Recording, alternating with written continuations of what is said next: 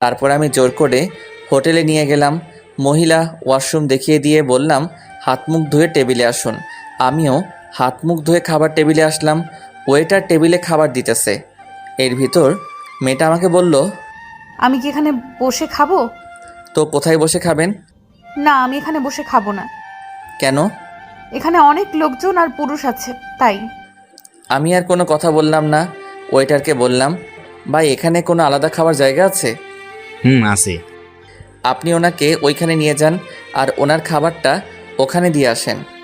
ওকে। তারপর মেয়েটাকে বললাম, আপনি এইখানে যেয়ে খেয়ে আসুন। মেয়েটা কিছুক্ষণ তাকিয়ে থেকে চলে গেল। খাওয়া দাওয়া শেষে বাসে উঠলাম দাদাবাড়ি যাওয়ার জন্য। রাত 8টার সময় দাদাবাড়ি পৌঁছালাম। বাড়ির ভিতর ঢুকে আমি একটু অবাক হলাম। আমার দাদা দাদি, 4 চাচা চাচি, 2 ফুপু ভাই বোনে পুরা ঘর ভরা। শাকিল আমার পাশে এসে বলল, চলো ভাইয়া। বলে একটা রুমে নিয়ে যেতেছিল। আমি মেয়েটাকে দেখিয়ে শাকিলকে বললাম, ওই শাকিল।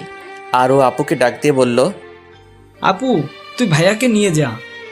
ভাবি মানে? শাকিল মুচকি মুচকি হাসতেছে। আমি মেয়েটাকে বললাম, এনাদের সামনে একটু কান্না করবেন না। মেয়েটা মাথা নাড়িয়ে ঠিক আছে জানালো। আপু আমার সামনে এসে বলতেছে, অনেক বড় হয়ে গেছিস। মানে? মেয়েটাকে দেখিয়ে এই যে বলে আপু মেয়েটাকে নিয়ে অন্য রুমে চলে গেল। আমি রুমে এসে ফ্রেশ হয়ে বের হওয়ায় শাকিল আমার হাতে একটা পাঞ্জাবি দিয়ে বলল, পরো এটা। আমি বললাম না আমার জামা কাপড় ব্যাগে আছে। তারপরেও পরো, দাদা পড়তে বলেছে। আমি পরে বের হলাম। তারপর দাদার পাশে বসলাম। দাদাকে বললাম, কেমন আছো? তারপর দাদা আমাকে জড়িয়ে ধরে কান্না করতে লাগলো আর বলল, তোর মা বাপ এখন আমার উপর অভিমান করে আছে। আমি ফোন করেছিলাম তোর আব্বু আম্মুকে, তারা সকালে আসতেছে। আমি অবাক হয়ে গেলাম। এই 21 বছর পর দাদা আমার আব্বু আম্মুর সাথে কথা বলল। আমার মা বাবা প্রেম করে বিয়ে করছিল বলে মেনে নেয়নি। আমার দাদা তার ভাইয়ের মেয়ের সাথে আব্বুর বিয়ে ঠিক করছিল, কিন্তু আমার আব্বু বিয়ের 3 দিন আগে পালিয়ে বিয়ে করে। তারপর দাদার কাছে আসছিল, দাদা মেনে নেয়নি। আরও অনেক কথা অন্য একদিন বলবো। তারপরে সবার সাথে কথা বললাম। মেজো চাচিকে জিজ্ঞাসা করলাম, চাচা কই? অফিসে। আমার মেজো চাচা কাজী। এত রাতে অফিসে? এখনই চলে আসবে। তারপর দাদি আমাকে বলল, মেয়েটার নাম কি? আপু চিল্লাইয়া বলল। রোজা। সবাই মেয়েটার প্রশংসা করতে লাগলো। আমি একটু রুমের বাইরে এসে রিয়াকে ফোন দিলাম। কোথায় তুমি? দাদা বাড়ি। তোমার না খুলনা আসার কথা ছিল? একটু সমস্যা হয়েছে, তাই দাদা বাড়ি আসলাম। কি সমস্যা হইছে? তুমি ঠিক আছো তো? তেমন কিছু হয় নাই। তোমার পরীক্ষা কেমন হলো? ভালো।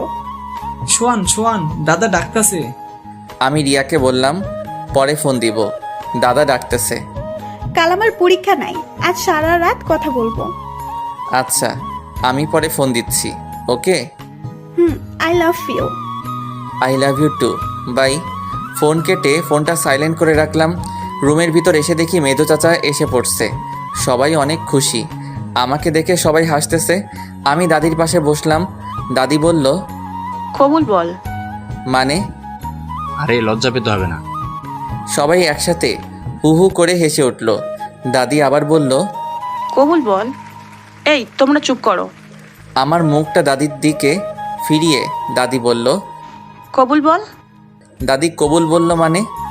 তোর বিয়ে এখন, আর তুই কবুল বলবি না? আমার বিয়ে কার সাথে?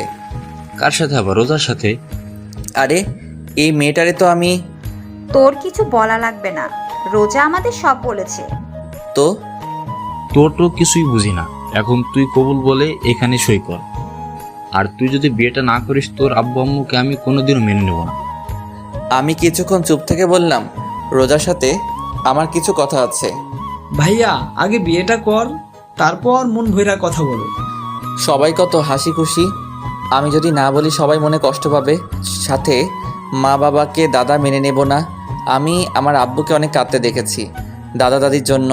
এখন বাবা মাকে বলেও যদি মেনে না নেই, তাহলে বাবা মা অনেক কষ্ট পাবে।